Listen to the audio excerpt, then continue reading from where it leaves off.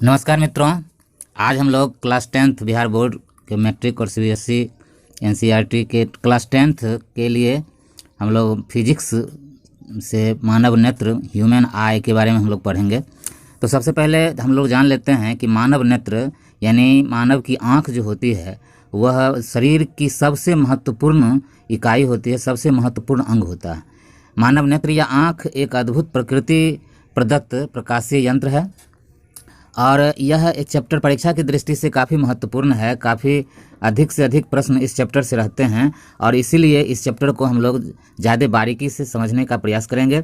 आप अगर इस चैनल पर नए हैं तो निश्चित रूप से इस चैनल को सबसे पहले सब्सक्राइब कर लें और ये वीडियो अगर आपको पसंद आता है, जो शुरू से लेकर रिक्वेस्ट है कि लास्ट तक आप देखें, ये वीडियो पसंद आता है तो अधिक से अधिक शेयर करें, लाइक करें और कमेंट्स करें। सबसे पहले हम लोग शुरू करते हैं। मानव नेत्र का जो चित्र है उस चित्र को हम लोग गौर से देखेंगे। इसकी बनावट जो है वो देखने पर आपको ऐसा लगता है कि बिल्कुल एक तरह से मतलब गोलाकार, एक अंडाकार आकृति है मानव नेत्र की। बाहर से ये आँख जो है आपको उभरी हुई नज़र आती है सतह के रूप में, लेकिन पूरी आँख को अगर हम गौर से देखते हैं तो एक तरह से अंडाकार जो है आँख की जो है संरचना होती है। इसके अंग के बारे में हम लोग जान लें, आँख की जो बनावट है। तो सबसे पहले हम लोग जान लेते हैं कि एक जो है वो आइरिस या परितारिका, ये जो है ये आइरिस है, ये आइरिस है, परितारिका है। तो इसको मतलब आइरिस के बगल में यहाँ दिया गया है, ये पुतली है, देख लीजिए ये पुतली है, पुतली है। फिर इसके जस्ट पुतली के जस्ट पीछे नेत्र लेंस, ये नेत्र लेंस है जिसको स्फटिक लेंस भी कहते हैं और इसी लेंस के सहारे हम किसी वस्तु को देख पाते हैं। इसके बाद है कि नेत्र लेंस के आगे का जो उभरा हुआ भाग है ये कॉर्निया है। कॉर्निया जो है नेत्र लेंस के आगे का जो भाग है ये कॉर्निया है।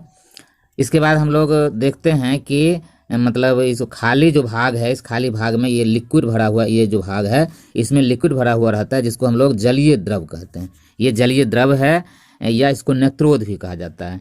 इसके बाद ये श्वेत पटल या स्क्लेरोटिक, ये जो है आप देख रहे हैं इसको श्वेत पटल या स्क्लेरोटिक कहते हैं। ये कोराइड या रक्तक पटल है, कोराइड है, रक्तक पटल है। इसके बाद रेटिना, रेटिना पर ही कोई वस्तु जो है वो उसका चित्र प्रतिबिंब बनता है। अगर रेटिना खराब है तो वस्तु का प्रतिबिंब नहीं बन पाता और वस्तु को हम देख नहीं पाते हैं। तो यही रेटिना है, ये जो भाग है ये रेटिना का भाग है। इसके बाद है रेटिना को ही हिंदी में दृष्टि पटल भी कहते हैं। शरीर का मतलब आँख का सबसे महत्वपूर्ण जो है वो भाग है रेटिना या दृष्टि पटल। फिर ये जो खाली हिस्सा है इसमें एक लिक्विड भरा हुआ रहता है, जिस लिक्विड को हम लोग काचाभ द्रव कहते हैं।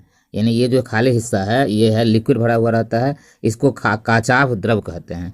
फिर है ये सिलियरी मांसपेशियां हैं, ये जो आप देख रहे हैं सिलियरी मांसपेशियां हैं जिससे मतलब नेत्र लेंस जो है लटका हुआ है, एक तरह से ये लटका हुआ है, इसको सिलियरी मांसपेशियां कहते हैं। फिर जो है ये नेत्र गोलक है, ये जो है आप इसके नीचे का हिस्सा जो देख रहे हैं ये नेत्र गोलक है। और फिर जो है मतलब इसको देखते हैं, फिर इसको इस तरह से जो है ये सिलियरी मांसपेशियां हैं, सिलियरी मांसपेशियां ये हो गई। फिर है कि ये जो प्रकाश मतलब प्रकाश स्नायु या दृक् तंत्रिका, यानी दृक् तंत्रिका है, ये जो तंत्रिका है, ये सभी जो इकाई देख रहे हैं ये दृक् तंत्रिकाएं होती है। अर्थात देखने की संवेदना जो है ये दृक् तंत्रिका का जुड़ा मस्तिष्क तक ऊपर रहता है, मस्तिष्क तक, तो वो देखने की संवेदना जो है हमारी आँखों को प्राप्त होती है। यानी ये दृक् तंत्रिकाओं के माध्यम से हम किसी वस्तु को देखते हैं। इसका जो मतलब रेटिना पर जो प्रतिबिंब बनता है तो दृक् तंत्रिका के माध्यम से उस प्रतिबिंब की सूचना दिमाग तक पहुंचती है, मस्तिष्क तक पहुंचती है और किसी वस्तु के देखने की संवेदना उत्पन्न होती है। हम लोग आप देखेंगे कि यहाँ जो भाषा के रूप में है दिया हुआ उसको भी देख लेते हैं। मानव नेत्र यह आँख लगभग गोलीय होता है। आँख के गोले जिसे नेत्र गोलक कहते हैं कि सबसे बाहरी परत सफ़ेद, मोटे और पारदर्शी चमड़े की होती है। इसे श्वेत पटल या स्क्लेरोटिक कहा जाता है। यानी बाहरी जो परत होती है इसको श्वेत पटल या स्क्लेरोटिक कहते हैं। और इसका अगला कुछ उभरा हुआ भाग पारदर्शी होता है जिसको कॉर्निया कहते हैं। अगला जो भाग होता है वो पारदर्शी होता है। पारदर्शी का मतलब होता है इसके आर पार किसी वस्तु को देख सकते हैं, तो ये पारदर्शी होता है, इसको हम लोग कॉर्निया कहते हैं। आगे बढ़ते हैं। श्वेत पटल के नीचे गहरे भूरे रंग की परत होती है जिसे कोराइड या रक्तक पटल कहते हैं। इसको कोराइड कहेंगे या हिंदी में इसको रक्तक पटल भी कहेंगे। यह आगे आकर दो परतों में विभक्त हो जाती है। कोराइड या रक्तक पटल आगे आकर के दो परतों में बढ़ जाती है। आगे वाले जो अपारदर्शी परत सिकुड़ने फैलने वाले डायफ्राम अंग के रूप में होती है, इसे आइरिस या परितारिका कहते हैं। ये हमारा आइरिस या परितारिका कहलाती है। ये जो है आइरिस या परितारिका कहते हैं। और पीछे वाला जो परत होता है, जिसको पीछे जो पक्षमाभी परत होती है, इसको सिलियरी पेशियां कहते हैं। यह पदार्थ जिलेटिन जैसे पारदर्शी मुलायम पदार्थ से बने एक उत्तल लेंस जिसे नेत्र लेंस या स्फटिक लेंस भी कहा जाता है। यहाँ हम नेत्र लेंस या स्फटिक लेंस जो है ये हमारा जो है मतलब नेत्र लेंस है, ये जो है हमारा नेत्र लेंस, ये है स्फटिक नेत्र लेंस, ये हमारा ये जो है ये पार्ट है नेत्र लेंस का, तो ये है, तो इसको हम लोग नेत्र लेंस या स्फटिक लेंस भी कहते हैं। इसको लटका करके रखने का काम करती है। तो मतलब है जो मुलायम पदार्थ से बने हुए मतलब जिलेटिन से मुलायम पदार्थ से बने हुए नेत्र लेंस होते हैं और सिलियरी पेशियां इनको लटका करके रखते हैं। ये जो सिलियरी पेशियां हैं इसको हम ये जो है यहाँ लटका करके ये जो है सिलियरी दोनों तरफ हम देखते हैं लटका करके रखे हुए हैं। तो आगे हम लोग बढ़ते हैं। अब है लेंस तथा रेटिना के बीच का भाग काचाभ द्रव कहलाता है। अब आगे प्रश्न उठता है कि हम देखते कैसे हैं, अर्थात किसी वस्तु को देखने की संवेदना जो है कैसे उत्पन्न होती है, किसी वस्तु को हम कैसे देख पाते हैं। आंख वास्तव में एक फोटो कैमरा की तरह कार्य करता है। आंख जो है वह एक तरह से फोटो कैमरा की तरह कार्य करता है। कैमरा में आगे लेंस और पीछे फोटो फिल्म होता है। उसी प्रकार आंखों में आगे लेंस तथा पीछे रेटिना होता है। कैमरा में आगे लेंस तो आंख में भी आगे लेंस होता है और कैमरा में जो है पीछे जो होता है फोटो फिल्म होती है। तो उसी फोटो फिल्म पर किसी वस्तु का प्रतिबिंब उगाता है और वही काम आंख में रेटिना करता है। रेटिना पर ही किसी वस्तु का प्रतिबिंब बनता है। कैमरा में जो काम शटर का होता है वही काम आंख में पलक करते हैं। यानी शटर जो होता है जब किसी वस्तु की प्रतिबिंब को खींचना होता है तो शटर को हम उठा देते हैं और फिर प्रतिबिंब नहीं खींचना तो शटर को गिरा देते हैं। वही काम आंख में भी है।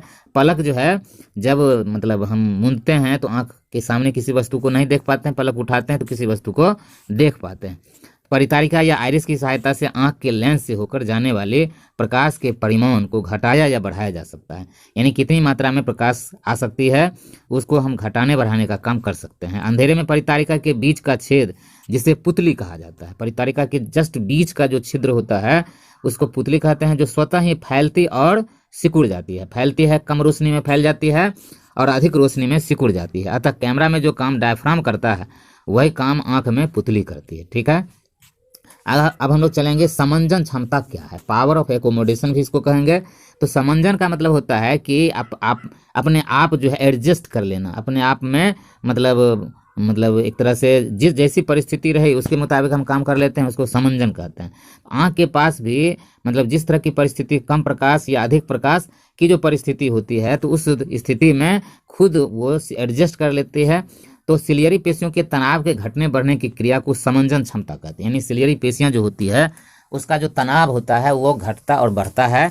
तो अर्थात कहने का मतलब है कि खुद आंख के पास ऐसी क्षमता होती है कि सिलियरी पेशियों का तनाव कभी घट जाता है कभी बढ़ जाता है। इसकी एक सीमा होती है।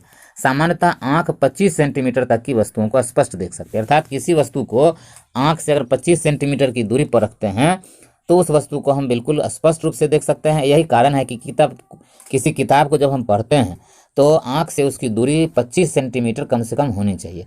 तो 25 सेंटीमीटर से कम दूरी पर यदि कोई वस्तु है उसको हम स्पष्ट रूप से नहीं देख पाते हैं। इसलिए किताब का अक्षर भी 25 सेंटीमीटर से कम दूरी पर रखे किताब के अक्षर दिखाई नहीं पड़ते हैं। अब है स्पष्ट दृष्टि की न्यूनतम दूरी। जिस न्यूनतम दूरी तक आंख वस्तुओं को साफ साफ देख सकती है उसे स्पष्ट दृष्टि की न्यूनतम दूरी कहते हैं। यहाँ इससे पहले हम लोग चर्चा कर लें कि समंजन क्षमता जो होती है वो मतलब हमारी जो आँख है वो कम दूरी की या अधिक दूरी की वस्तु को देखने के लिए क्या करती है, फोकस दूरी को घटाती बढ़ाती है। या अधिक प्रकाश में कम प्रकाश में देखने से भी वो जो है सिलियरी पेशियां का तनाव घटता बढ़ता है तो उसको एडजस्ट करता है। इसी को समंजन क्षमता कहते हैं। और स्पष्ट दृष्टि की न्यूनतम दूरी list distance of distinct vision, यानी सबसे कम से कम कितनी दूरी पर कोई वस्तु रहे ताकि हम उस वस्तु को स्पष्ट रूप से देख सकते हैं, तो वही जो दूरी होती है उसको स्पष्ट दृष्टि की न्यूनतम दूरी कहा जाता है। और यह जो है 25 सेंटीमीटर होती है। 25 सेंटीमीटर जो होती है वो स्पष्ट दृष्टि की न्यूनतम दूरी होती है। अर्थात किसी वस्तु को हम 25 सेंटीमीटर की दूरी पर रखते हैं तो उस वस्तु को स्पष्ट रूप से देख सकते हैं। अब है दृष्टि परास, यानी आँख का जो रेंज है तो वो जो है दूर बिंदु और निकट बिंदु के बीच की दूरी को दृष्टि परास कहते हैं। दूर बिंदु का मतलब है कि अधिक से अधिक कितनी दूरी पर हम वस्तु को रखें ताकि उस वस्तु को हम स्पष्ट रूप से देख लें, और कम से कम कितनी दूरी पर किसी वस्तु को रखें तो उस वस्तु को स्पष्ट रूप से देख लें। तो जो दूर बिंदु का मतलब हुआ कि सबसे दूरतम बिंदु जहाँ वस्तु को रखने पर हम स्पष्ट रूप से उसको देख लें, और निकट बिंदु का मतलब निकटतम स्थिति तक किसी वस्तु को रखें तो उस वस्तु को हम स्पष्ट रूप से देख लें। तो दोनों के बीच की जो दूरी होती है उसको हम दृष्टि परास कहते हैं। जैसे मान लीजिए दूर बिंदु ये है और निकट बिंदु ये है, तो यहाँ से यहाँ तक की जो दूरी है यही हमारा दृष्टिपरास या हमारा रेंज ऑफ विजन कहते हैं। दृष्टिपरास या रेंज ऑफ विजन हम लोग कहेंगे। तो रेंज ऑफ विजन का मतलब है निकट दृष्टि और निकट बिंदु और दूर बिंदु के बीच की दूरी को हम लोग दृष्टिपरास कहते हैं। अब है दृष्टि दोष। दृष्टि दोष का मतलब है डिफेक्ट्स ऑफ विजन। मैंने इसका शाब्दिक अर्थ हम लोग जान लें कि दृष्टि दोष का मतलब हुआ कि आंख में उत्पन्न ऐसी विसंगति या ऐसा दोष, आंख में उत्पन्न ऐसी विसंगति या ऐसा दोष जिसके कारण किसी स्वस्थ व्यक्ति या किसी व्यक्ति को दूर की वस्तु या निकट की वस्तु को देखने में कठिनाई होती है। या तो वो दूर की वस्तु को ठीक से नहीं देख पाते हैं या निकट की वस्तु को ठीक से नहीं देख पाते हैं। तो यह जो कठिनाई है, यह जो विसंगति है, इसी को दृष्टि दोष कहते हैं।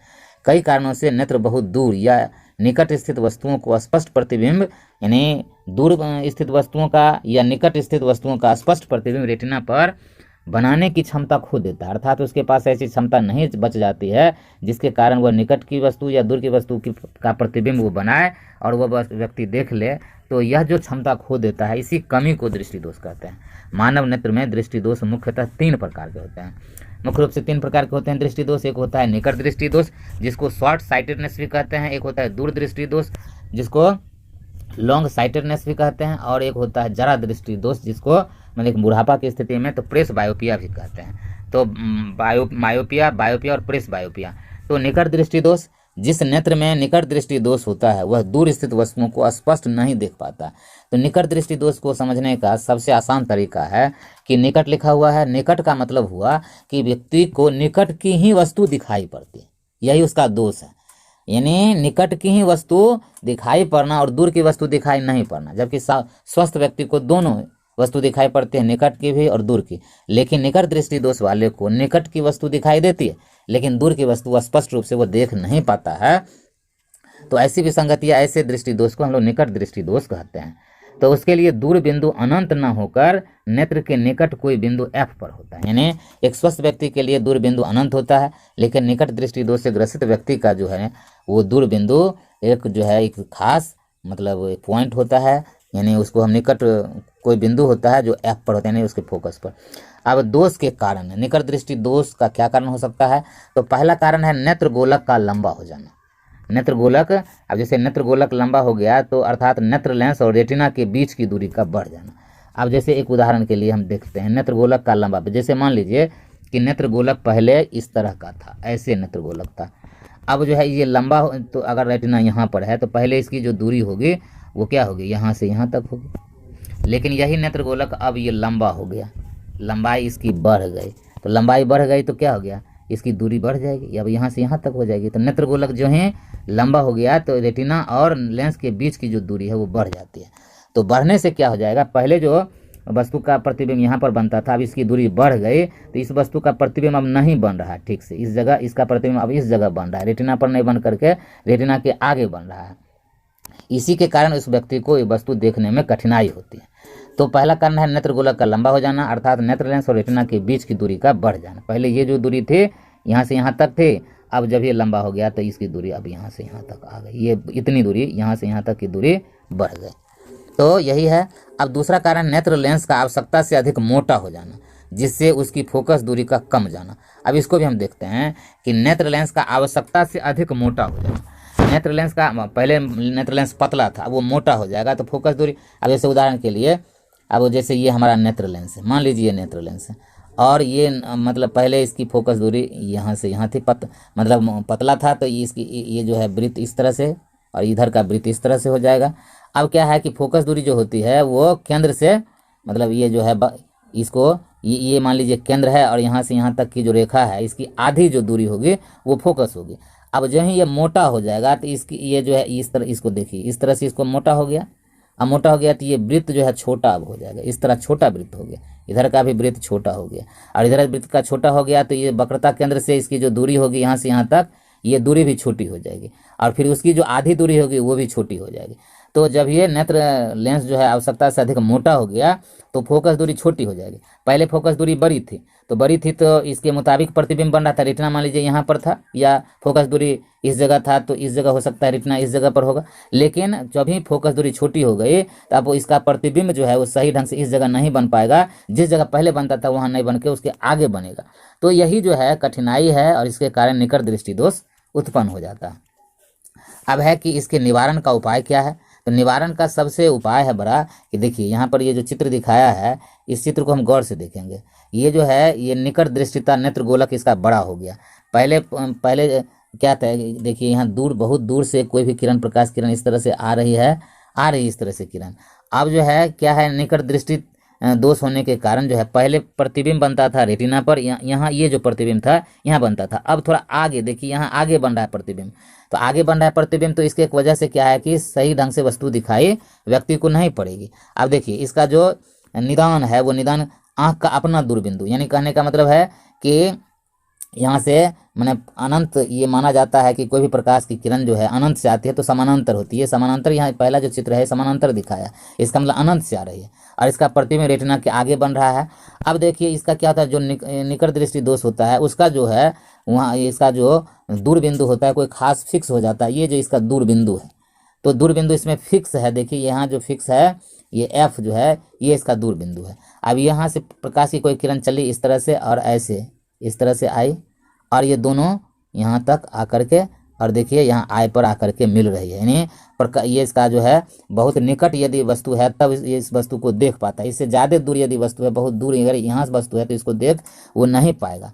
तो अब इस बीमारी को दूर करने के लिए क्या है कि यहाँ देखिए तीसरा जो चित्र है इस चित्र में बताया है कि इसके आगे एक अवतल लेंस लगा दिया है। ये देखिए अवतल लेंस, ये अवतल लेंस है, अवतल लेंस। और अवतल लेंस जो है इसके आगे अवतल लेंस देखिए ये इस अवतल लेंस को यहाँ पर लगा दिया गया है। अवतल लेंस क्या करता है, प्रकाश की कोई भी किरण देखिए यहाँ से एफ से प्रकाश की किरण यहाँ चल रही है और यहाँ से आते आते देखिए ये किरण जो है इस तरह से जो किरण आ रही है, अवतल लेंस क्या करता है कि इन किरणों को सबसे पहले अपसृत करता है। देखिए फैला देता है, यहाँ देखिए फैल रहा है, ये भी किरण फैल रही है और फिर अपसृत करता है। फिर जो है इसके आगे उत्तल लेंस, देखिए ये उत्तल लेंस है, ये उत्तल लेंस है, ये उत्तल लेंस है। ये उत्तल लेंस क्या करता है, फैले हुए प्रकाश किरण को फिर से क्या करता है एक बिंदु पर जमा कर देता है और यहाँ आई पर जो है कट जाती है, यानी आई पर इस वस्तु का प्रतिबिंब बन जाता है और इस वस्तु को आसानी से हम देख सकते हैं। तो इसका मतलब है कि निकट दृष्टि दोष को दूर करने के लिए अपसारी लेंस या अवतल लेंस की आवश्यकता होती है और दूर दृष्टि दोष को दूर करने के लिए हम लोग उत्तल लेंस का इस्तेमाल करते हैं। अब याद रखने के लिए क्या करेंगे कि हम छोटा सा ट्रिक बना लेते हैं। अवतल लेंस यानी निकट दृष्टि दोष रहेगा तो निकट जो है निकट हम जब लिखेंगे तो क्या हो जाएगा, निकट दृष्टि दोष में क्या होता है, निकट हम लिखते हैं नहर्षि का निकट, निकट है और फिर लिखते हैं दूर है। तो निकट को या दृष्टि दोष को निकट में 3 अक्षर का है और दूर है 2 अक्षर का, तो हम निकट देखते हैं अवतल अधिक अक्षर से अधिक अक्षर का मिलाव कर देते हैं। अवतल भी 4 अक्षर का है और उत्तल जो है 3 अक्षर का है।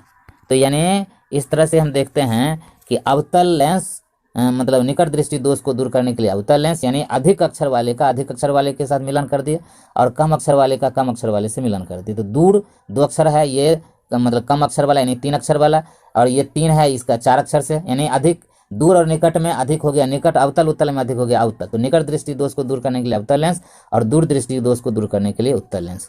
अब उपचार, इस दोष को दूर करने के लिए जिस चश्मे का उपयोग किया जाता है उसका लेंस अपसारी या अवतल होता है, जो दूर रखी वस्तुओं से आने वाले समांतर किरणों को इतना फैला या अपसृत कर देता है कि किरणें नेत्र एफ से आती हुई प्रतीत होती हैं। अब देखिए लेंस सूत्र है हमारा 1/v - 1/u बराबर 1/f। लेंस की क्षमता p बराबर 1/f होती है और इसका SI मात्रक होता है डायोप्टर। तो इस सूत्र को हम लोग याद रख लेंगे 1/v - 1/u बराबर 1/f, यानी यहाँ v का मतलब हो गया प्रतिबिंब दूरी, u का मतलब हो गया वस्तु दूरी और f का मतलब हो गया फोकस दूरी।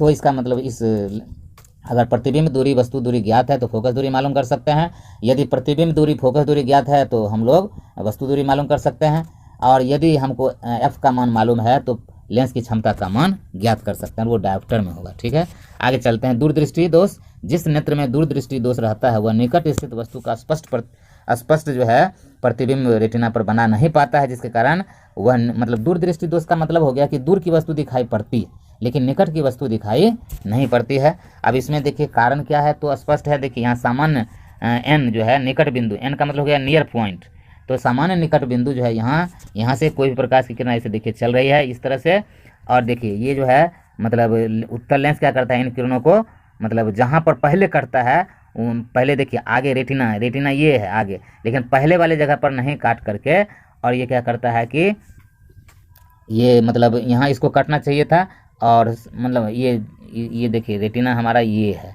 यहाँ इस जगह पर अगर हम वस्तु का प्रतिबिंब देखिए आई पर कटना चाहिए था, लेकिन वो सामान्य नेत्र यहाँ अगर वस्तु है तब तो उसका ठीक है प्रतिबिंब बन जाएगा, लेकिन अगर ज़्यादा दूर है अनंत से आ रही है, यहाँ पर है यहाँ पर है, यहाँ से अगर कोई किरण आएगी उसका प्रतिबिंब यहाँ नहीं बन पाएगा। तो यही जो है इसमें दृष्टि दोष होता है। 25 सेंटीमीटर सामान्य जो निकट बिंदु है इसका 25 सेंटीमीटर, इससे ज़्यादा दूर स्थित वस्तु को सही ढंग से नहीं देख पाता है। अब देखिए यह है आँख का अपना निकट बिंदु, यानी यह है इसका जो अपना एन जो है, देखिए एन ये है, एन यहाँ पर है ये, और आँख का जो है दृष्टि दोष से ग्रसित होने का, क्योंकि दूर दृष्टि है दूर की वस्तु दिखाई पड़ती है लेकिन निकट की वस्तु दिखाई नहीं पड़ती है, लेकिन ये इसको निकट की वस्तु दिखना चाहिए था। अभी आँख का जो है चूंकि विसंगति के कारण है इसका निकट बिंदु ये हो गया एन, ये इस जगह पर एन आ गया इसका निकट बिंदु। अब यहाँ से कोई किरण जाएगी तो ये यहाँ आएगी और निकट ये जो लेंस है ये लेंस मुड़ेगी और यहाँ पर वस्तु का प्रतिबिंब बन जाएगा। अब देखिए दूसरा जो चित्र है, अब देखिए इस दृष्टि दोष को दूर करने के लिए इस लेंस के आगे एक और उत्तल लेंस, देखिए उत्तल लेंस है, ये तो आंख का लेंस है और इस आंख के लेंस के आगे एक उत्तल लेंस हम लगाते हैं चश्मे के रूप में। तब क्या करते हैं कि यहाँ से आने वाली जो किरण होती है इन किरणों को सबसे पहले ये जो लेंस है आगे वाला लेंस है, ये लेंस क्या करता है प्रकाश किरणों को मोड़ता है, अब यानी संसरित करता है, यानी एक बिंदु पर जमा करने की कोशिश करता है। और फिर देखिए ये जो है किरण, ये किरण आ रही है इस तरह से आ रही है, ये उत्तल लेंस क्या करता है इन किरणों को ऐसे मोड़ती है, ये वैसे मोड़ती है। फिर जो है आंख वाला जो लेंस होता है फिर इन किरणों को इस तरह से मोड़ करके और यहाँ पर सटाती है, वस्तु का प्रतिबिंब बन जाता है। ठीक है, तो दोष के कारण नेत्र गोलक का छोटा हो जाना, यानी इसमें नेत्र गोलक छोटा हो जाता है, अर्थात नेत्र लेंस और रेटिना के बीच की दूरी का घट जाना। नेत्र गोलक जब ये छोटा हो जाएगा, ये जैसे नेत्र गोलक हमारा है इस तरह से, पहले नेत्र गोलक हमारा था इस तरह से नेत्र गोलक होगा, लेकिन जब ये नेत्र गोलक ऐसे छोटा हो जाएगा तो ये यहाँ से यहाँ तक जो अगर मान के चलिए कि रेटिना है हमारा, रेटिना इस जगह पर है तो यहाँ से यहाँ पहले ये होगा, लेकिन जो ही छोटा होगा तो इसकी दूरी घट जाएगी। तो दूरी घट गई। नेत्र लेंस का आवश्यकता से अधिक पतला हो जाना, नेत्र लेंस पहले मोटा था तो मोटा जैसे मान लीजिए कि नेत्र लेंस इस तरह से था, ऐसे नेत्र लेंस था, लेकिन पतला हो जाएगा तो नेत्र लेंस ऐसे हो जाएगा। तो अब यहाँ जैसे रेटिना है अगर छोटा था तो यहाँ से यहाँ तक दूरी पहले थी, अब ये दूरी पतला हो जाने के कारण ये दूरी बढ़ गई।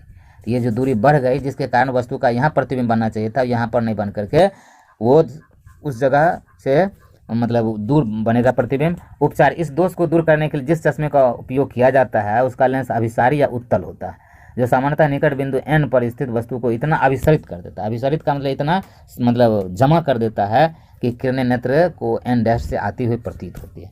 अब आगे है जरा दूरदर्शिता, प्रेस बायोपिया जिसको कहेंगे। उम्र बढ़ने के साथ वृद्धावस्था में नेत्र लेंस की लचक कम हो जाती है, यानी कहने का मतलब है ज्यों ज्यों हमारी उम्र बढ़ती है तो नेत्र लेंस का जो लचक होता है, लचक का मतलब है फैलना और सिकुड़ना, दोनों स्थिति में लचक जो होती है वो बहुत मायने रखता है, फैलने में भी और सिकुड़ने में भी। और लचक कम हो जाती है जिसके कारण फैल भी नहीं पाती है और ठीक से सिकुड़ भी नहीं पाती है। तो लचक कम होने पर सिलियरी पे मांसपेशियों की समंजन क्षमता घट जाने के कारण यह दोष उत्पन्न होता है। इससे आंखें निकट बिंदु के साथ दूर बिंदु भी प्रभावित होता है। निकट बिंदु तो प्रभावित हो ही गया, दूर बिंदु भी, और व्यक्ति निकट दृष्टि और दूर दृष्टि दोनों से ग्रसित हो जाता है, यानी उसको ना निकट की वस्तु ठीक से दिखाई पड़ती है ना दूर की वस्तु ठीक से दिखाई पड़ती है। इस दोष को दूर करने के लिए द्विफोक्सी लेंस, यानी ऐसे लेंस का इस्तेमाल किया जाता है जिसमें दो फोकस होते हैं। द्विफोक्सी लेंस का इस्तेमाल किया जाता है जिसमें दो लेंस एक ही समय में ऊपर नीचे लगा दिए, अर्थात अवतल भी लगा दिए जाते हैं और उत्तल भी। अवतल जो है निकट दृष्टि दोष को दूर कर देता है और उत्तल जो है वो दूर दृष्टि दोष को दूर कर देता है। तो सिलियरी मांसपेशियों के समंजन क्षमता घट जाने के कारण यह दोष उत्पन्न होता है। इससे आंख निकट बिंदु के साथ साथ दूर बिंदु भी प्रभावित होता है और व्यक्ति निकट और दूर दोनों दृष्टि दोष से पीड़ित हो जाता है। और इसको दूर करने के लिए हम लोग फोकल लेंस यानी बायफोकल लेंस, यानी जिसमें दो फोकस होते हैं तो उसका इस्तेमाल किए जाते हैं जिसमें दो लेंस होते हैं। अब है वायुमंडलीय अपवर्तन, रिफ्रैक्शन इन एटमॉस्फेयर। तो अपवर्तन का मतलब तो समझ रहे हैं कि प्रकाश की कोई भी किरण एक माध्यम से दूसरे माध्यम में जब जाती है तो वो अपनी दिशा को बदल लेती है और यही घटना जो है प्रकाश का अपवर्तन कहलाता है। वायुमंडलीय घनत्व में ऊंचाई में अंतर के कारण प्रकाश की तरंगों या किरणों के अपवर्तनांक में कम होने वाले परिवर्तन को वायुमंडलीय अपवर्तन कहते हैं। ऊंचाई में परिवर्तन के कारण वायु के तापमान में भी परिवर्तन होता है। जैसे जैसे ऊंचाई बदलती है तो उसके तापमान में भी बदलाव आता है। यह तापमान में परिवर्तन विभिन्न घटकों पर निर्भर करता है, जिसमें से ऊंचाई एक प्रमुख घटक है। ऊंचाई बढ़ने के साथ साथ हवा का तापमान कम होता जाता है। ज्यों ज्यों हम ऊंचाई पर जाते हैं त्यों त्यों जो है हम माने वायुमंडल का तापमान कम होता जाता है, और जितना हम ऊपर जाते हैं उतना तापमान कम होता है। गर्म हवा ठंडी हवा की तुलना में कम सघन होती है। ये हम सभी जानते हैं कि गर्म हवा जो होती है विरल होती है और ठंडी हवा सघन होती है, जिसके कारण अपवर्तक माध्यम यानी वायु की भौतिक अवस्थाएं अस्थिर होती हैं। अतः तापमान में अंतर के कारण अपवर्तक माध्यम की अस्थिरता के कारण गर्म वायु से होकर देखने पर वस्तु की आभासी स्थिति परिवर्तित होती रहती है तथा वस्तु हिलती हुई प्रतीत होती है। यानी कहने का मतलब है कि आभासी स्थिति, वस्तु कभी लगेगा कि इस जगह पर है, कभी वस्तु लगेगा कि इस जगह पर। और यही जो है झिलमिलाहट जो होती है, जैसे मान लीजिए कि जैसे जैसे हम ऊपर जाते हैं तो वायु के कई लेयर होते हैं, कई परत होते हैं, और सभी परत से प्रकाश की किरण होकर के गुजरती है। जैसे मान लीजिए यहाँ से आई, अब जो है इस लेयर से इस लेयर में जो है प्रवेश करते हैं तो अपनी दिशा बदल लेती है। पूर्व की दिशा, पहले इसको इस दिशा में जाना चाहिए, ये दिशा बदल ली। अब क्या है कि फिर इस माध्यम में आई तो फिर दिशा बदल ली, फिर इस माध्यम में तो फिर दिशा, यानी हर बार ये दिशा बदलती है, जिसके कारण ये वस्तु, यहाँ जो वस्तु है कभी लगेगा इस जगह पर, कभी लगेगा इस जगह, कभी लगेगा इस जगह। इसी के कारण ऊपर की जो वस्तुएं हैं झिलमिलाती प्रतीत होती हैं, तो जैसे तारे जो है टिमटिमाते प्रतीत होते हैं। अब उदाहरण है, किसी अलाव या जलती हुई आग या दूसरी तरफ रखी वस्तुओं को देखने पर वह वस्तु हिलती हुई अर्थात अस्थिर नजर आती है। जैसे आग के उस पार अगर किसी वस्तु को हम देखते हैं तो वो वस्तु लगेगा कि हिल रही है। ऐसा इसलिए होता है क्योंकि अलाव के ऊपर की गर्म वायु ठंडी वायु से हल्की होने के कारण ऊपर की ओर उठती है, यानी गर्म वायु जो है सो ऊपर उठ जाती है, ठंडी वायु नीचे रहती है, जो कि आग के ऊपर स्थित वायु को अस्थिर कर देती है। यानी उसको आग के ऊपर की जो वायु है वो अस्थिर हो जाती है तथा उस स्थान के दूसरी ओर रखी वस्तु को देखने पर वह हिलती हुई नजर आती है। जैसे तारों का टिमटिमाना, अग्रिम सूर्योदय, विलंबित सूर्यास्त। अग्रिम सूर्योदय का मतलब है कि समय से पहले सूर्योदय। विलंबित सूर्यास्त का मतलब है कि सूर्यास्त हो गया, लगता है कि अभी भी सूर्यास्त नहीं हुआ है। रेगिस्तान में बनने वाली मृगमरीचिका आदि वायुमंडलीय अपवर्तन के परिणाम है। तारों की मिथ्या या अवास्तविक स्थिति, एपरेंट पोजिशन ऑफ स्टार्स। तारे जब क्षितिज पर होते हैं तो वे उनकी वास्तविक स्थिति यानी जगह से थोड़ा ऊपर अर्थात मिथ्या स्थिति यानी अवास्तविक स्थिति में दिखाई देता है। यानी तारे जिस जगह पर वास्तव में स्थित होते हैं वायुमंडलीय अपवर्तन के कारण लगता है कि उस जगह पर नहीं है, कभी लगेगा कि उसके आगे हैं, कभी लगेगा उसके पीछे हैं, कभी आगे कभी पीछे, तो इस तरह से अवास्तविक स्थिति में दिखाई पड़ते हैं। वायुमंडल का घनत्व समान नहीं होता है, बल्कि यह ऊंचाई के साथ बदलता रहता है। घनत्व तो स्वाभाविक है कि विरल माने जो ही गर्म हो गई वायु तो विरल हो गई अर्थात उसका घनत्व कम हो गया, और यदि ठंडी है तो इसका मतलब घनत्व ज़्यादा है। तो ऊंचाई के साथ साथ घनत्व भी बदलता है। घनत्व बदलने के कारण वायुमंडल का अपवर्तनांक भी बदलता रहता है, जिसके कारण वायुमंडल से आती हुई प्रकाश की किरणें अपवर्तित होती रहती है। जैसे जैसे ऊंचाई घटती है वायुमंडल सघन होती जाती है, जिससे तारों से आती हुई प्रकाश की किरणें सघन वायुमंडल में प्रवेश करने पर अभिलंब की ओर झुक जाती है। यानी देखिए तारों से आने वाली जो प्रकाश है, जैसे मान लीजिए ये तारे इस जगह पर हैं, ऐसे तारे हैं मान लीजिए, और यहाँ से ये प्रकाश की कोई किरण चलती है, ऊपर विरल माध्यम है और नीचे सघन है, ये सघन है तो इसको इस दिशा में आगे बढ़ना चाहिए था, लेकिन इस दिशा में नहीं कि ये अभिलंब की ओर ऐसे झुक जाएगी, तो झुक जाती है। और तारे क्षितिज पर वास्तविक स्थिति से थोड़ा ऊपर दिखाई पड़े, जहाँ वास्तविक स्थिति है उससे हल्का सा ऊपर दिखाई पड़ेंगे। ठीक है। अब तारों के टिमटिमाने के कारण, cause of twinkling of stars, तारे वायुमंडलीय अपवर्तन के कारण टिमटिमाते हुए प्रतीत होते हैं। तारों का पृथ्वी से बहुत दूरी पर अवस्थित होने के कारण वे प्रकाश के बिंदु स्रोत के समान प्रतीत होते हैं। मतलब बहुत दूरी पर होने के कारण लगता है कि एकदम बिंदु के समान ये हैं, जबकि तारे वास्तविक आकार में बहुत बड़े होते हैं। एक तारे में करोड़ों पृथ्वी समा सकती है, इतने बड़े होते हैं। तारों से आने वाली प्रकाश की किरणें का पृथ्वी पर पहुंचने के क्रम में वायुमंडल में कई बार असमान तरीके से अपवर्तन होता है। तारों से आने वाली प्रकाश की किरणों के असमान अपवर्तन से उसका पथ लगातार बदलता रहता है, यानी माने समान अपवर्तन नहीं होता है, बार बार उसकी दिशा में बदलाव होता है, और कभी ज़्यादा बदलाव कभी कम बदलाव। तो असमान जो है अपवर्तन होता है, जिसके कारण उसका रास्ता, उसका पथ बदलता रहता है, जिसके कारण तारे की आभासी स्थिति भी बदलती रहती है। चूँकि तारे की आभासी स्थिति विचलित होती रहती है तथा आंखों में प्रवेश करने वाले प्रकाश की मात्रा झिलमिलाती रहती है, जिसके कारण कोई तारा कभी चमकीला तो कभी धुंधला प्रतीत होता है। कभी वो चमकीला, बहुत ज़्यादा चमकीला, तो कभी धुंधला प्रतीत होता है, और तारे हमें टिमटिमाते हुए प्रतीत होते हैं। अग्रिम सूर्योदय तथा विलंबित सूर्यास्त, advance sunrise and delayed sunset. अंतरिक्ष में कोई वायुमंडल नहीं होता है, जबकि पृथ्वी पर एक सघन वायुमंडल है। पृथ्वी पर जो है, पृथ्वी के आसपास का जो क्षेत्र है वहाँ सघन वायुमंडल है, जब लेकिन उसके ऊपर जो है किसी भी प्रकार का करोड़ों किलोमीटर मतलब कोई भी वायुमंडल नहीं है। जब सूर्य से प्रकाश की किरणें पृथ्वी के वायुमंडल जो कि सघन में है में प्रवेश करती है, तो सूर्य से आने वाली किरणें अभिलंब की ओर मुड़ जाती है। यानी ऊपर जो है विरल माध्यम है और नीचे सघन माध्यम है। यहाँ विरल है और मान जैसे सूर्य से प्रकाश किरण इस तरह से आती है और ये सघन माध्यम है, तो इसको इस दिशा में ऐसे जाना चाहिए, लेकिन ऐसे नहीं जा करके थोड़ा से मुड़ जाती है अविलंब की ओर। तो यही जो है वास्तविक स्थिति से थोड़ा ऊपर दिखाई देता है। अतः सूर्योदय के समय जब सूर्य क्षितिज पर होता है तो सूर्य से आने वाली किरणों के अपवर्तन के कारण, जैसे मान लीजिए कि सूर्योदय हो रहा है, जैसे एक उदाहरण, जैसे मान लीजिए पृथ्वी है, ये पृथ्वी मान लीजिए ये पृथ्वी है और यहाँ सूर्योदय मान लीजिए हो रहा है। मान लीजिए कि इस जगह सूर्योदय हो रहा है या ये जो है, तो मान लीजिए कि ये है, ये मान लीजिए पृथ्वी है और यहाँ सूर्योदय हो रहा है। अब मान लीजिए कि प्रकाश की कोई भी किरण आती है और इस तरह से, तो जो ही पृथ्वी के वायुमंडल में प्रवेश करती है तो ये क्या होता है, अपवर्तित होती है। यानी कहने का मतलब मूल दिशा इसकी बदल जाती है। मूल दिशा इसकी इस तरह से नहीं होकर के हल्की सी इस तरह से हो जाती है, और इसको जो है सीधे जब ऐसे ऐसे बढ़ाएंगे, ऐसे ऐसे बढ़ाएंगे, तो ये जो स्थिति है, यहाँ सूरज यहाँ है लेकिन ये लगा सूरज यहाँ पर है। यानी सूर्य मैंने पहले एडवांस जो है, मतलब एडवांस में लगता है कि सूर्योदय हो गया, सूर्योदय हुआ नहीं है, यहाँ पर सूर्य है, इस जगह पर सूर्य है, लेकिन ये जो किरण ऐसे आ रही है और वायुमंडल में प्रवेश करने के कारण जो है इसकी दिशा बदल जाती है। इसको पीछे बढ़ाए जाने पर ये पीछे बढ़ाए, अब देखिए ये सूर्य, इस जगह का जो सूर्य है यहाँ लगता है कि सूर्य यहाँ चला आया। तो यही जो है सो मतलब एडवांस जो है अग्रिम सूर्योदय हो जाता है। ठीक यही बात सूर्यास्त के समय भी होती है। सूर्यास्त के समय की स्थिति क्या होती है, इसको थोड़ा हम देख लेंगे। जैसे मान लीजिए हमारी पृथ्वी है और ये हम सूरज है। अब यहाँ से प्रकाश किरण ऐसे चलती है, इस तरह से ऐसे चलती है, इसको इस दिशा में जाना चाहिए, लेकिन जब ये जो है पृथ्वी के वायुमंडल में प्रवेश करती है, इसको ये दिशा इसकी बदल जाती है, ऐसे ऐसे बदल जाती है, ऐसे हो गई। अब इसको पीछे बढ़ाए जाएंगे, पीछे बढ़ाए तो इसको लगेगा कि ये सूरज यहाँ नहीं यहाँ पर है, तो लगेगा कि मतलब अभी सूर्यास्त हुआ नहीं है, तो इसको विलंबित सूर्यास्त कहते हैं। मतलब यहाँ से प्रकाश किरण ऐसे आए लेकिन इसकी दिशा बदल जाने, पीछे की ओर बढ़ाए तो लगता है सूरज इस जगह से प्रकाश आ रही है, तो इसी को कहेंगे विलंबित सूर्यास्त। तो यही है। उसी प्रकार सूर्यास्त के समय भी सूर्य क्षितिज पर होता है और सूर्य से आने वाली प्रकाश की किरणें पृथ्वी के वायुमंडल में प्रवेश करने पर अभिलंब की ओर मुड़ जाती है, जिससे सूर्य अपनी वास्तविक स्थिति से थोड़ा ऊपर दिखाई देता है। इसके कारण सूर्यास्त के लगभग 2 मिनट बाद तक सूर्य दिखाई देता रहता है।